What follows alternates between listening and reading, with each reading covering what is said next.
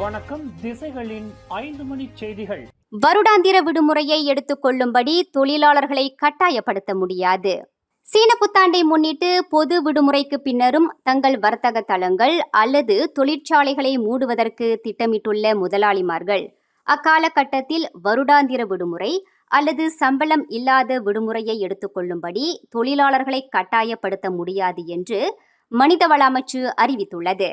வர்த்தக தளங்கள் அல்லது தொழிற்சாலைகளை கிட்டத்தட்ட ஒரு வார காலத்திற்கு மூடுவதற்கு திட்டமிட்டுள்ள முதலாளிமார்கள் தொழிலாளர்களை வருடாந்திர விடுமுறை அல்லது சம்பளம் இல்லாத விடுமுறையை எடுத்துக்கொள்ளும்படி கட்டாயப்படுத்தி வருவதாக புகார்கள் பெறப்பட்டுள்ளது என்று மனிதவள அமைச்சு ஓர் அறிக்கையில் தெரிவித்துள்ளது. தங்களுக்கான வருடாந்திர விடுமுறையை எடுத்துக்கொள்வதற்கு எப்போது விண்ணப்பிக்க வேண்டும் என்பதை தீர்மானிக்கும் உரிமையை தொழிலாளர்கள் கொண்டுள்ளார்களே தவிர அந்த உரிமையை முதலாளிமார்கள் எடுத்துக்கொள்ள முடியாது என்று மனிதவள அமைச்சு எச்சரித்துள்ளது.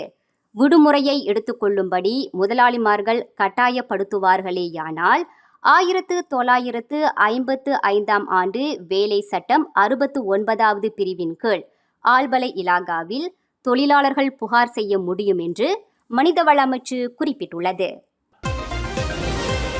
கோலாலம்பூர் சுங்கைபசி உலுக்லாங் அடுக்கு விரைவு நெடுஞ்சாலை திட்டத்தில் தொடர்புடைய குத்தகையை பெற்றுத் தருவதாக கூறி 1,10,000 ரிங்கிட்டை லஞ்சமாக பெற்றதாக நெடுஞ்சாலை ஒப்பந்த நிறுவனமான புரோலிந்தஸ் குரூப் நிறுவனத்தின் தலைமை செயலாக்க அதிகாரி ருஸ்தாம் ஷரீஃப் தமி மீது மேலும் 2 லஞ்ச ஊழல் குற்றச்சாட்டுகள் கொண்டுவரப்பட்டுள்ளன.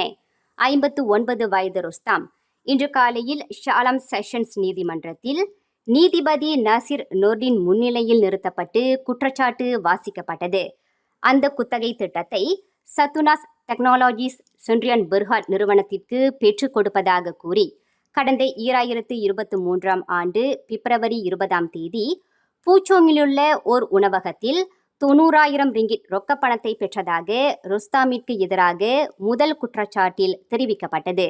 2023 மார்ச் 27 காஜாங்கிலுள்ள மலேசிய நெடுஞ்சாலை வாரியத்தின் தலைமையகத்தில் கார் நிறுத்துமிடத்தில் மேலும் 20,000 ரிங்கிட் ரொக்கத்தை கையூட்டாக பெற்றதாக அந்த உயர் அதிகாரி மீது லஞ்ச குற்றச்சாட்டுகள் கொண்டு வரப்பட்டுள்ளன. இவ்விரு குற்றச்சாட்டுகளையும் அவர் மறுத்து விசாரணை கோரியுள்ளார்.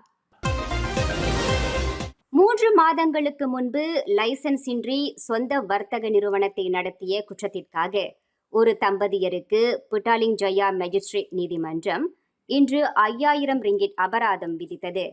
நிறுவனத்தின் பிரதான பங்குதாரர்களான 47 வயது வி அன்பரசன், அவரின் 45 வயது மனைவி கே ஷோபாதேவி ஆகியோரே குற்றஞ்சாட்டப்பட்டவர்கள் ஆவர். கடந்த ஆண்டு அக்டோபர் மாதம் 21 காலை 9:30 மணிக்கு புட்டாலிங் ஜயா பெர்சியாரன் கின்றாரா செக்ஷன் 3 JMBயில் இக்குற்றத்தை புரிந்ததாக அத்தம்பதியருக்கு எதிரான குற்றச்சாட்டில் தெரிவிக்கப்பட்டது. எனினும் தங்களுக்கு எதிரான குற்றத்தை அன்பரசனும் அவரின் மனைவி ஷோபாதேவியும் ஒப்புக்கொண்டனர். குற்றவாளி என்று நிரூபிக்கப்பட்டால் கூடியபட்சம் 10,000 ரிங்கிட் அபராதம் அல்லது 3 ஆண்டு சிறை தண்டனை விதிக்க வகை செய்யும் 1971 ஆண்டு தனியார் ஏஜென்சி சட்டத்தின் கீழ் அந்த தம்பதியர் குற்றஞ்சாட்டப்பட்டனர்.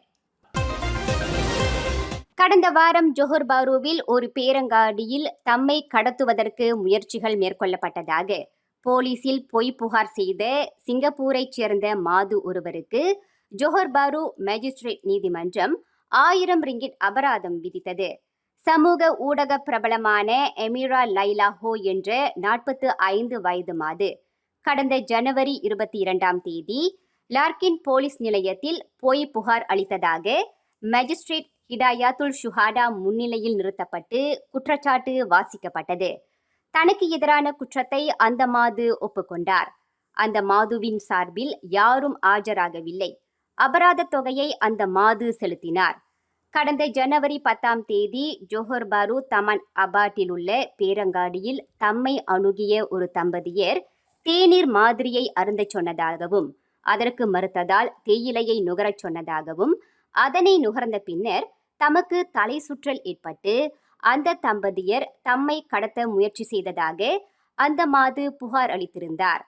அந்த மாது அளித்த புகாரை உண்மை என நம்பிய சமூக ஊடக பயனர்கள் ஜொஹர் பாருவில் பொதுமக்களின் பாதுகாப்பு குறித்து கேள்வி எழுப்பியிருந்தனர்.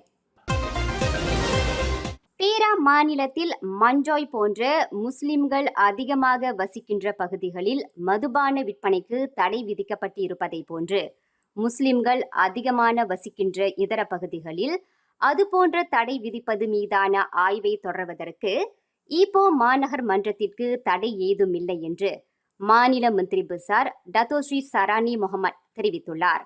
இந்த உத்தேச பரிந்துரை குறித்து ஈப்போ மாநகர் மன்றத்திடமிருந்து விளக்கம் அளிக்கப்பட்டுள்ளது. தற்போது ஆய்வில் இருந்து வரும் இந்த உத்தேச பரிந்துரையை மாநில ஊராட்சி மன்றத்திடம் தெரிவிப்பதற்கு முன்னதாக விதிமுறைகள் மீதான நடவடிக்கை குழு இதனை விரிவாக ஆராயும் என்று சரானி முகமது குறிப்பிட்டார். மதுபான தடை மீதான இந்த விவகாரத்தை அரசியல் கட்சிகள் உட்பட சில தரப்பினர் ஒரு விவாத பொருளாக மாற்றி வருவது குறித்து பேரா அரசாங்கம் கவலை கொள்வதாக சரானி முகமது தெரிவித்தார். மற்றவருக்கு சொந்தமான பிறப்புச் சான்றிதழை கொண்டிருந்தது மற்றும் போலி அடையாள கார்டை பயன்படுத்தியது ஆகிய குற்றங்களுக்காக ஓர் இந்தோனேசிய மாதுவுக்கு குவாந்தான் மேஜிஸ்ட்ரேட் நீதிமன்றம் இன்று 6000 ரிங்கிட் அபராதம் விதித்தது. குவாந்தானில் கடை ஒன்றை நடத்தி வந்த 36 வயது இண்டா அரியானி என்ற அந்த இந்தோனேசிய மாது மேஜிஸ்ட்ரேட் தெங்கு எலியானா துவன் கமருல் ஜமான் முன்னிலையில் நிறுத்தப்பட்டு குற்றச்சாட்டு வாசிக்கப்பட்டது. போலி பிறப்பு பத்திரத்தை பயன்படுத்தி குவாந்தான் தேசிய பதிவு இலாகா அலுவலகத்தில் மைகாட் அட்டைக்கு அந்த இந்தோனேசிய மாது விண்ணப்பம் செய்ததை தொடர்ந்து அவர் சமர்ப்பித்துள்ள பத்திரங்கள் போலியானவை என்பது கண்டுபிடிக்கப்பட்டது. கடந்த ஜனவரி 26ஆம் தேதி குவாந்தான் கம்போங் கெப்பாடாங்கில் தேசிய பதிவு இலாகா மேற்கொண்ட சோதனையில் அந்த மாது வளைத்து பிடிக்கப்பட்டார். சுமார் 1,80,00,000 ரிங்கிட் மதிப்புள்ள எர்மீன் 5 மற்றும் எக்ஸ்தசி போதை மாத்திரைகளை கடத்தியதாக 9 ஆடவர்கள் சபா பெர்னம் சுங்கை பெசார் மேஜிஸ்ட்ரேட் நீதிமன்றத்தில் இன்று குற்றஞ்சாட்டப்பட்டனர். அந்த 9 ஆடவர்களில் ஒருவர் உள்ளூரைச் சேர்ந்தவர், மற்றவர்கள் தைவான் பிரஜைகள் ஆவர் என்று நீதிமன்றத்தில் தெரிவிக்கப்பட்டது. 29க்கும் 49க்கும் இடைப்பட்ட வயதுடைய இந்த 9 பேரும் கடந்த ஜனவரி 16ஆம் தேதி பண்டார் புஞ்சா ஆலம் தாமான் இண்டஸ்ட்ரி ஆலம் ஜயா 2இல் 183.7 கிலோ எடை கொண்ட போதைப் பொருளை கடத்தியதாக குற்றஞ்சாட்டப்பட்டுள்ளனர். குற்றச்சாட்டு உறுதி செய்யப்பட்டால் தூக்கு தண்டனை விதிக்க வகை செய்யும் அபாயகர போதைப் பொருள் சட்டம் 39B பிரிவின் கீழ் 9 பேரும் குற்றச்சாட்டை எதிர்நோக்கியுள்ளனர். மேலும் செய்திகளை தெரிந்து கொள்ள கீழே இருக்கும் பெல் பட்டனை அழுத்துங்கள். உங்கள் மகிழ்ச்சியை வெளிப்படுத்த லைக் மற்றும் ஷேர் செய்யுங்கள். தொடர்ந்து திசைகளோடு இணைந்திருக்க சப்ஸ்கிரைப் செய்யுங்கள்.